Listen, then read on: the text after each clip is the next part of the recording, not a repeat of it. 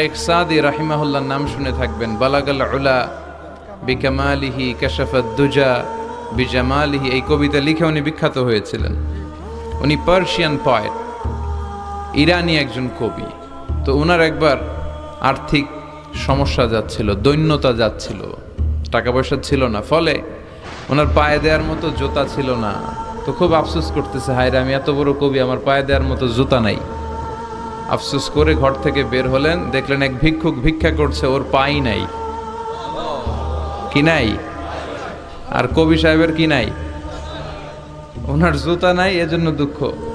বের হয়ে দেখে সাইল ভিক্ষুক, ওর পা নাই। এবার উনি সেজদায় পরে আল্লাহর ডেকে বলে, আল্লাহ শুকর আলহামদুলিল্লাহ, অনেক ভালো আছি। শুকর আলহামদুলিল্লাহ, বেশ ভালো আছি, অনেক সুখে আছি। এজন্য সুখ হচ্ছে আলহামদুলিল্লাহর ভিতরে। সুখ আছে কিসের ভিতরে? যে কোনো পরিস্থিতিতে আমরা থাকি না কেন, বিপদে আপদে, সকালে বিকালে, শীতকালে গ্রীষ্মকালে, আমরা কি পড়ব? আলহামদুলিল্লাহ পড়ব।